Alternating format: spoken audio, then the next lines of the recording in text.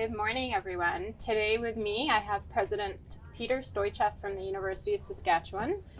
We're going to go through a series of questions, but before then, just introducing President Stoicheff. He has been president of the university since 2015 with the aim of honoring the past legacies, but also leading the university to what the world needs.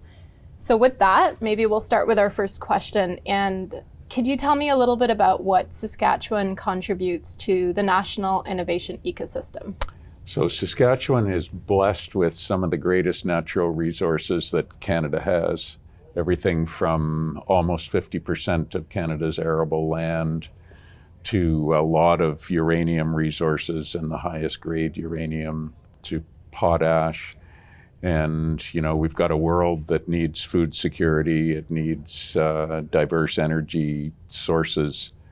And we've got a lot of water. We've got vast tracts of lumber available and pulp and so on and so forth, oil and gas. So it's a very resource-rich province.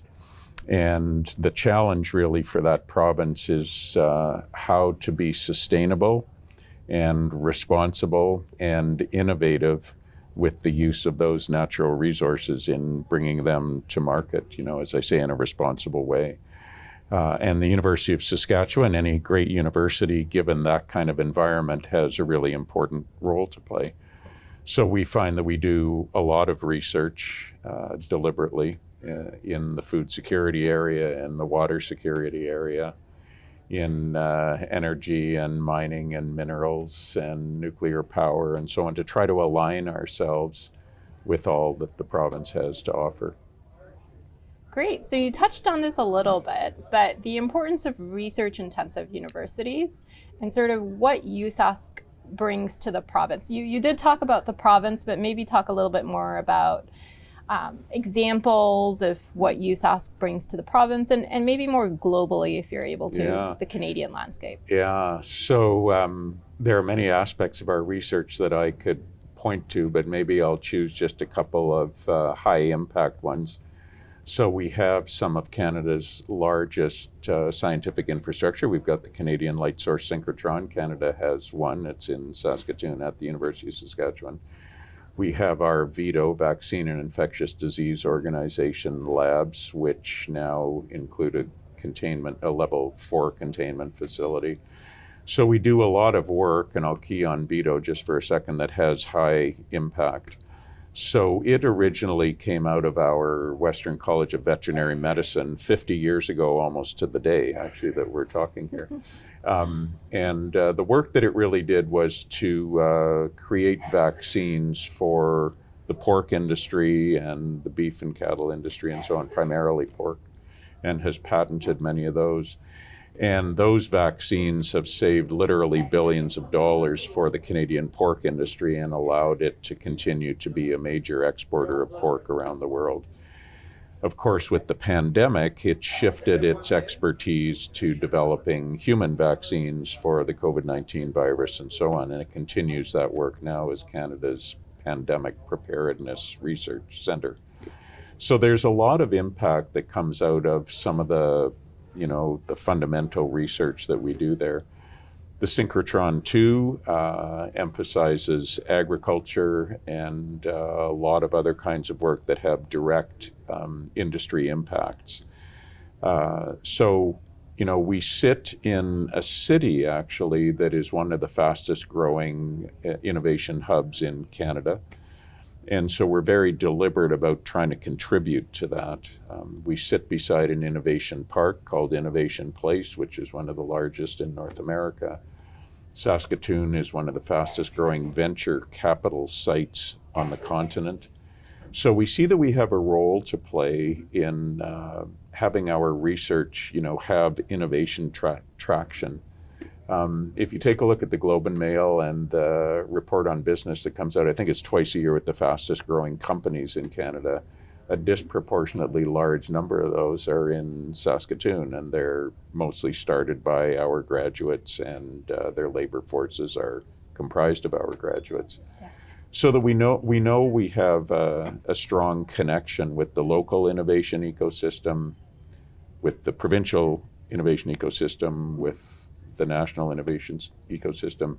If we go back to something like VITO or the CLS, Canadian Light Source, of course, they have connections that are global and really deep ones too, because the kinds of projects that they're working on can't be solved by a single facility, by a single university, by a single researcher, by a single discipline.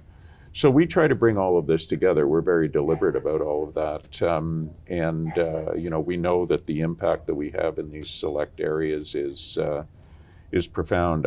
I'd also talk about our Global Institute for Food Security that has worked with an international consortium on mapping the wheat genome. Canada is now the third largest wheat exporter in the world. And there's a connection there between that kind of research and that kind of export, prowess. Okay. Just going to take a little break. Yeah, you bet. Give you time to... There's a lot in there. Yeah, no. It's really wonderful to hear all that University of Saskatchewan is doing in Saskatoon. It's my alma mater, so I did my PhD there, and we're proud that you were there. I am very proud of everything that's continuing, and congratulations on the level 4 biosafety lab for VITO. That's a tremendous recognition there. Maybe we can move on to sort of how the University of Saskatchewan leverages its partnerships with stakeholders in the science to amplify the science policy ecosystem. Yeah. Well, there are a lot of partnerships, of course. So, if we look at the federal level with some of the major grants that we've been able to receive, I'm thinking here of the Canada First Research Excellence Fund grants. We got one in water security, we got one in food security. But to get those, you really have to be working in a partnership-based interdisciplinary fashion with other research teams across the country. But maybe one of the most unique things is actually for us very local, although, as I was saying, we do a lot of international work and leverage a lot of those partnerships as well. So we devised an MOU, Memorandum of Understanding, with the City of Saskatoon about 7 or 8 years ago with the mayor of the day, Charlie Clark. And it has led to something called Research Junction, where the city and the university meet on a regular basis, and the city brings to the university different challenges that it is meeting, whether it be the opioid crisis, housing challenges. We sit on the South Saskatchewan River, so environmental and sustainability challenges to do with the river and the wetlands and so on, and try to find the expertise within the university that can help to meet those challenges. Just to say that even at the very local level, we build a lot of partnerships. I was talking about VITO just a couple of minutes ago, our vaccine labs, and they partner with the Coalition for Epidemic Preparedness International, CEPI, which is funded by private donors. And CEPI is really intent on helping labs that are of the sort of stature of a VITO worldwide to be able to produce vaccines in a very short amount of time for the next pandemic or for anything else that'll be serious. So, those kinds of partnerships are critical to the success of the work that we do. And I think that when you are building on those kinds of partnerships, it does begin to influence science policy in the country. I think one of the main challenges always for research, for great research-intensive universities, and for the labs that they contain or are working with, is to make the value proposition, and that becomes a real policy issue. Yeah. To make the value proposition so that, the ordinary citizen whose taxes are helping to fund all of this work, to a government, whether it's provincial or municipal or federal, that has many mouths to feed financially, to understand that the work that's being done will have a direct and positive impact on the lives of Canadians and people beyond Canada. And I'm going to dig a little bit deeper into this, because I recall when I was studying at the university, the remarkable efforts of building partnerships with Indigenous communities. And I was wondering if you could touch base just a little bit on that. I think it's important to spread the importance of this in our science policy community, but also recognize the efforts that University of Saskatchewan has done. Thank you. It's a crucial question and needs to be answered in an appropriately important way.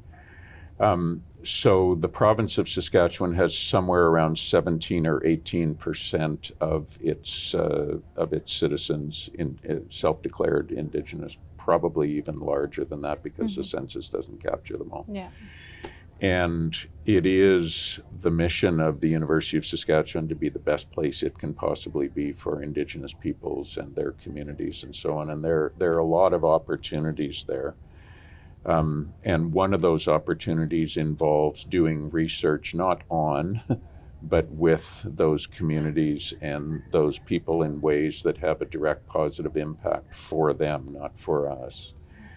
And that's why we talk about being the university, that's not all about us and what we're interested in doing, but what other people need. And in our province, that really includes Indigenous people. We were inspired by many of the calls to action in the Truth and Reconciliation Commission that happened to be released pretty well exactly the same time that I became president. And more importantly, we had a wonderful chancellor by the name of Blaine Fable who was uncompromising in his insistence that our university had a real role to play there. So, many other things that aren't directly related to our research mission with Indigenous communities and Indigenous people, but involves Indigenous people is that Canada needs to close what we call the education gap, that, non-Indigenous people in Canada attain much higher levels of educational achievement than Absolutely. Indigenous people do. And that tells us that our university, at least, I won't speak for the whole sector, needs to pay much more attention to how we can be the right kind of university for a people who have not felt confident, to say the least, about their educational experiences over previous generations.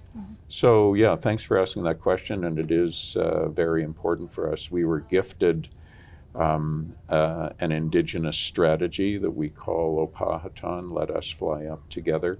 We were gifted it by Indigenous elders, thought leaders, knowledge keepers, and political leaders within the various First Nations and Métis communities about 4 or 5 years ago now. And we meet as a university internally twice a year in packed venues because people are very passionate about this work, to figure out how every year we can move forward with this very important project. Excellent. Thank you for sharing all this. It's remarkable to see all the initiatives that the University of Saskatchewan undertakes. We'll end the interview with a simple question of, tell us your opinion about the value of the Canadian Science Policy Conference in the science policy landscape.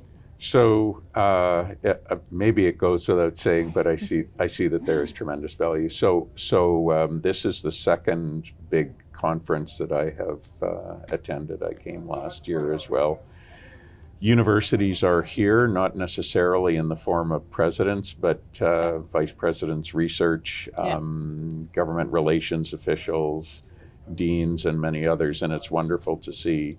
I encourage more Canadian universities to send delegates to this, because we're really seeing that this conference really tries to position itself at the intersection of government policy, industrial policy, and the business sector and the innovation sector writ large, and universities, really those three. And universities have an enormous role to play in all of this, as we know, and not necessarily exclusively by any means the research-intensive universities alone, and not only by any means universities who are doing STEM-related research, although you and I, know a lot about that, and you were in the chemistry field. But there's much that universities can contribute through the humanities and the social sciences and the fine arts. I want to make sure that's said in this interview, and I know that it's important for the work that this group does. So that's maybe a long way of saying I do think that it's really important as we're looking at a change in federal government, as funding becomes more and more of an issue, as Canadians have real and present and current and everyday financial and other challenges that they are facing. Universities really have to play a role and be alert to how they can help with solutions for all of these challenges. So this conference and the work that Canadian Science Policy does is extremely it's critical to Canada's productivity and to the prosperity of Canadians. But I'm just emphasizing that the universities have a huge role to play in that. Absolutely. Okay. Thank you, President Stoicheff, for providing us with a little snippet of what the University of Saskatchewan does. And personally, congratulations on everything, on the achievements that continue to come out of the university. And with that, we will be ending our interview. Well, thank you very much. And thanks for being a great student leader back when we were working together at the university. Yeah, absolutely. Thanks so much. All the best. Thank you.